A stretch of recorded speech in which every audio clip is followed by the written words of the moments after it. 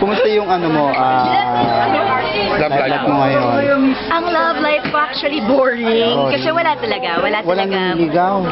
Merong mga nagpapapansin. Ang problema lang kasi hindi talaga siya yung priority ko. Ang priority ko yung anak ko dahil nagiging dalaginding na. Ilan taon na siya? Ano na siya, 12 years old. So, may dalag.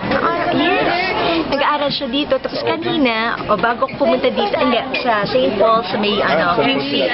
Bago ako tumuloy dito sa press conference natin, kinuha ko yung card niya for first quarter.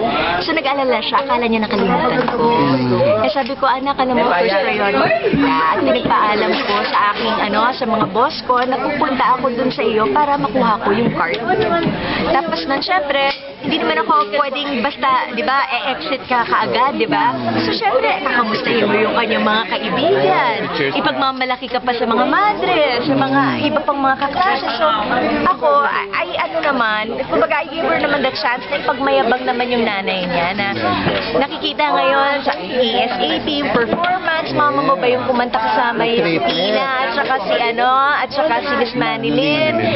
Tapos siya ba yung nandun sa Showtime, tapos yung sa Galema, ganyan. So, I would like to share din naman yung myself with my daughter kasi alam ko na minsan ko lang nagagawa at importante sa akin na present ako lagi doon sa kanya pagka importante yung mga things na kailangan kong puntahan sa school niya, which is like Kumusta paging single mom? I'm not gonna say it's a walk in the park or it's easy. It has its bad days, Jimmy. Pero I'm happy because maraming tao sumusuporta at nagmamahal sa amin. How old is si Ashley? How old? Ashley's 12. 12 na. Nadadalagan na. Actually. Pero eto lang yung sabi ko sa kanya.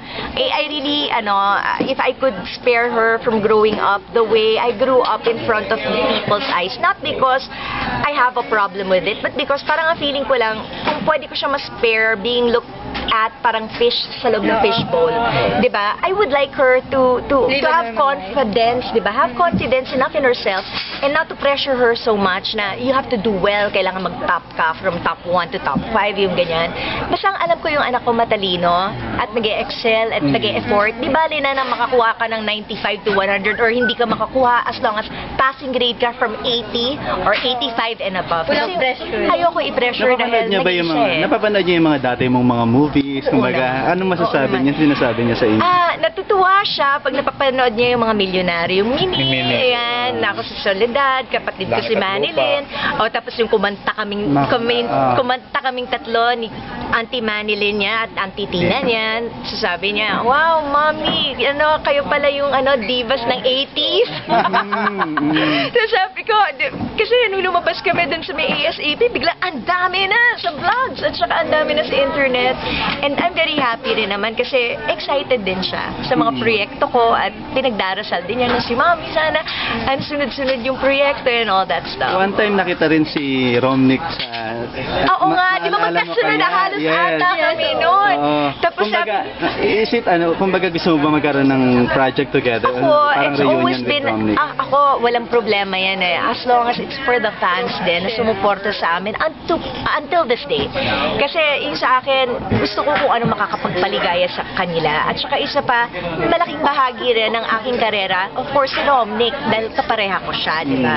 Kumbaga, ang daming taong tumangkilik. Hanggang sa ngayon, marami pa ring taong umaasa na magkakaroon kami ng proyekto.